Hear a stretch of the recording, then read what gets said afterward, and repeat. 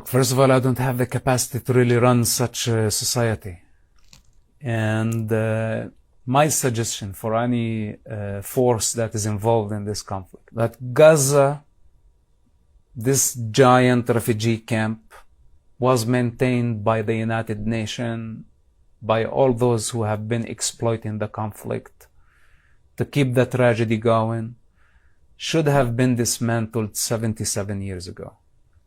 But they kept a first, a second, a third, and a fifth generation of migrants, of refugees, to keep the refugee status, not only in Gaza, also in the West Bank, also in Syria, in Jordan, in Lebanon.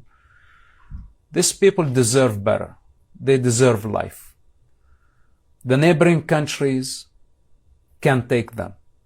This is where they belong. Their identity is Arab. They can fit right in. And today I don't think Israel can afford keeping this breeding ground close to its borders. I don't think it's fair. Not after October 7. Most people did not see what happened on October 7. I saw it firsthand, and also I'm aware of the culture, and I am with separation, because it has been almost a century, and a century can teach you something. If they have been refusing coexistence and they want to continue this fight for 100 years, do you think another 100 years they would come to realize that we have no other choice but to coexist with our neighbors and accept them for their religious and ethnic identity? Or they are going to continue adapt to Islamic ideology that demonizes the Jews, dehumanize them by the name of Palestine, but at the essence it's an Islamic war that has been going on for 14 centuries. Hamas called their attack after Al-Aqsa Mosque.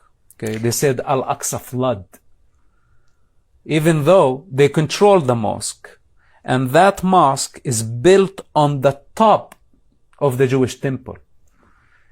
And the state of Israel allows them to worship freely and does not allow the Jewish citizens to actually enter the mosque, not to offend the Muslims. When Israel captured Jerusalem after the 1967 war, the Jewish generals handed the keys to the Muslims in a peaceful gesture to tell them, it's yours. We are not here to conquer your religion. But do you think this made the Muslims retreat or understand the peaceful message? No. They have been blaming, and they say that Al-Aqsa Mosque is under occupation, even though the Jews are not allowed to go in. This is the reality. It's a religious war, but from one side only, not from the Jewish side. It's from the Islamic side. And in Islam, there has been no such thing as Palestine. They don't have even a name that describes this land. They call it Bayt al-Maqdis, which means like the holy site. That's the name that the Quran gave it.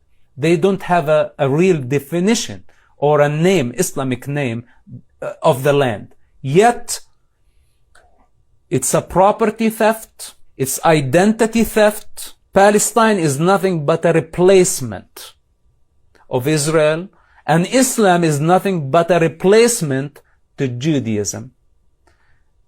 If you take all the things that the Muslims and Islam stole from other cultures, from other religions, Islam would be left with nothing. There is nothing original to it. It would go back to an idol buried in the sand of the Arabian desert. This is what Islam. It's all borrowed, stolen from Christianity, stolen from Judaism, stolen from other religions. And the same thing they're doing in India, stealing property, stealing identity. So the world is not understanding this religious dimension of it. And of course, Palestine is a fancy idea. You know, Hamas does not believe in nationalism at all. The Muslim Brotherhood don't believe in nationalism. So they know it's a fiction. They know it's a fiction. They don't praise it, but they know that it's a very powerful tool. You know, my father, who is one of the founders of Hamas, used to say, we don't believe in Palestine, we don't believe in political borders. He believes in Islamic Khilafah that sits on the globe, on earth, with one leadership. That's not the Israeli ambition. Israel was very satisfied with a small piece of their historic land.